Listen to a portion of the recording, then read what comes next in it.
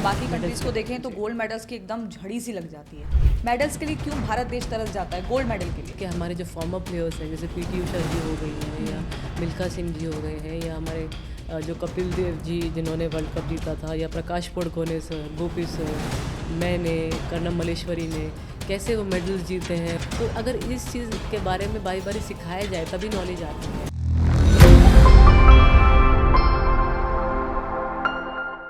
लेकिन still medals के मामले में फिर भी इंडिया बहुत पीछे है। हम बाकी कंट्रीज को देखें तो गोल्ड मेडल्स की एकदम झड़ी सी लग जाती है, इतना सारा गोल्ड मेडल। लेकिन यहाँ पर एक गोल्ड मेडल के लिए भी आंखें तरस जाती हैं। टेलीविजन स्टूडियो में भी, न्यूज़ स्टूडियो में हम वेट कर रहे होते हैं कि बस अब उस पर खबर करें, फिर उस एक गोल्ड मेडल पर महीनों तक चर्चा होती है। मतलब ऐसा क्यों? मेडल्स के लिए क्यों भारत देश तरस जाता है गोल्ड मेडल के लिए? तो मुझे लगता है कि जैसे आप लोग ही हैं मीडिया वाले, तो ऐसा कीजिए, थोड़ा बहुत जो मैचेस होते हैं पुराने जहाँ पे प्लेयर हाईएस्ट लेवल पे खेले हों और जो बड़े बड़े टाइटल्स जीते हों, चाहे बैडमिंटन में हो या क्रिकेट में हो या रेसलिंग में हो, बॉक्सिंग में हो, स्विमिंग में हो, आप उन सब के बारे में आधा आधा एक घंटा दिखाइए एवरीडे, ताकि जो यूथ है वो देख सके कि हमारे जो फॉर्मर प्लेयर्स हैं जैसे पीटी उषा जी हो गई हैं या मिल्खा सिंह जी हो गए हैं या हमारे जो कपिल देव जी जिन्होंने वर्ल्ड कप जीता था या प्रकाश पड़कोने सर, गोपी सर, मैंने, कर्णम मल्लेश्वरी ने कैसे वो मेडल्स जीते हैं। उनके कोई ऐसे डिफ़िकल्ट बाउट्स हों जो लोग देखना चाहें फिर से, तो अगर ऐसे बारी बारी दिखाते जाए तभी समझ में आता है कि वो स्पोर्ट कैसा है, कितनी डिफ़िकल्टी से मेडल आया होगा वो हमें। और हमारे पहले जो हॉकी में भी चैम्पियंस हैं वो कैसे गोल्ड मेडल लेके आए हैं। तो अगर इस चीज़ के बारे में बारी बारी सिखाया जाए तभी नॉलेज आती है। And that's what I think cricket does really well, tennis also does it extremely well, कि उनके फॉर्मर प्लेयर्स के बारे में वो बारी बारी दिखाते रहते हैं और उससे बच्चा जो आने वाली जो जनरेशन है काफ़ी कुछ सीखती है उनके मैचेस देख के। And they also feel like playing कि मुझे भी खेलना है और अच्छा करना है।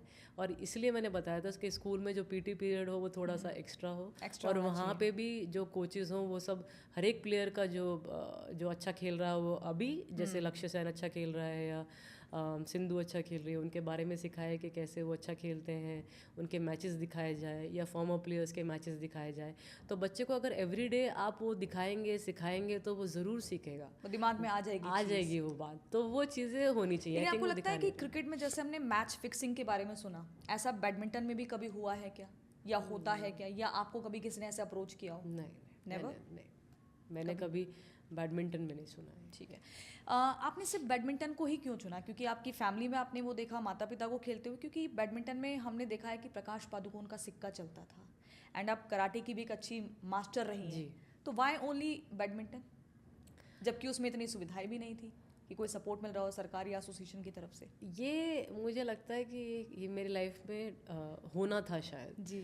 हरियाणा में थे हम लोग, हिसार में, वहाँ पे मैं अपने पेरेंट्स को खेलते हुए देखती थी, बट मुझे खेलने की इच्छा नहीं थी क्योंकि वो खेलते थे। फिर हम हैदराबाद शिफ्ट हुए, पापा का प्रमोशन हुआ। यहाँ पे आने के बाद मैंने 1 साल कराटे किया क्योंकि मुझे स्पोर्ट्स बहुत पसंद था। और कराटे करने के बाद मुझे लगा कि ये गेम बहुत डिफ़िकल्ट है एज एन 8 ईयर ओल्ड, क्योंकि आपको बहुत मार खाने को उसमें मार खाने को होता है और उसके बाद काफ़ी ऐसे स्टंट्स करने होते हैं जो बहुत डिफ़िकल्ट होते हैं। लेकिन सेल्फ प्रोटेक्शन के लिए भी ठीक रहता है, specially for girls. That's why I think it really help me too, मुझे मेंटली बहुत स्ट्रांग किया कराटे ने। क्योंकि कराटे में ब्लैक बेल्ट मिली आपको? ब्राउन बेल्ट में एक बेल्ट रह गई थी, तो वो कोचेस भी आके बोल रहे थे कि एक ही बेल्ट रह गई है, कंटिन्यू कर ले, उसके बाद छोड़ देना। लेकिन मुझसे हुआ नहीं, मुझे बहुत डिफिकल्ट लगा वो। मेरे पेट में दर्द होता था क्योंकि आपके पेट पे भी जंप करके देखते हैं कितना स्ट्रांग आपका स्टमक हुआ। आपने ब्रेक की? वो सब करा था हमने, वो सब हो गया था। वो एक टेक्निक होती है, वो आप सीख लेते हैं, वो 1 ईयर में आ जाता है आपको।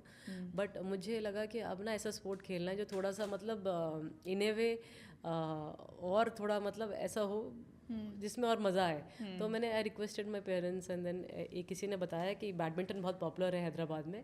गोपी सर उस टाइम पे नेशनल चैम्पियन थे, तो and there were couple of other players जो अच्छा कर रहे थे, and that is how I got introduce to badminton. And वहाँ पे एक्चुअली मैं समर कैंप के लिए लेट हो गई थी और कोच ने, मेरे पापा ने रिक्वेस्ट किया, आप एक बार साइना को देख लो खेलते हुए, क्या पता आपको अच्छा लगे and she can come in this summer camp. तो जो फर्स्ट शॉट भी मैंने मारा इट वाज अ स्मैश जी।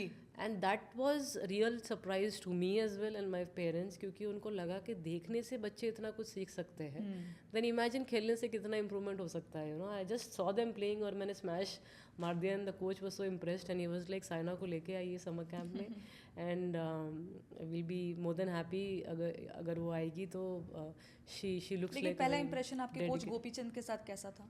उनके साथ 2003 में स्टार्ट किया था। ठीक है, तो पहला इंप्रेशन 99 में मेरे साथ नानी प्रसाद सर और गोवर्धन रेड्डी सर थे जिन्होंने पहले मुझे ट्रेनिंग देना शुरू किया था। लेकिन ज़्यादा इम्पैक्ट आपकी लाइफ में किस कोच का रहा, गोपीचंद का या पहले वाले ट्रेनर का? सबका रहता है। देखिए एक लेवल पे जो उन्होंने मुझे नेशनल लेवल पे लेके आए, जो मेरे पहले के 2 कोच थे और मम्मी हैं, उन्होंने मुझे नेशनल चैम्पियन बनाया है। तो उन्होंने मुझे इस लेवल पे ला के खड़ा किया है कि मैं इतने लंबे रैलीज़ कर सकूं। मेरी फाउंडेशन इतनी स्ट्रॉन्ग कर दी थी कि मेरे लेग्स हैवी ट्रेनिंग ले सकते थे, मैं उतने लेवल पे पुश कर सकती थी कि मैं इंटरनेशनल लेवल प्लेयर बन सकती थी। तो मुझे लगता है जो पहले के 3 जो लोग रहे हैं वो इम्पोर्टेंट हमेशा से, क्योंकि आपकी फाउंडेशन इतनी स्ट्रांग हो गई है। जब अब गोपी सर आए तो उन्होंने मुझे इंटरनेशनल लेवल के लिए क्या खाना है, क्या मुझे उसके लिए ट्रेनिंग करनी है, ज़्यादा अपना आप को किल नहीं करना है, ज़्यादा क्वालिटी ट्रेनिंग करनी है, ये सब समझाया है।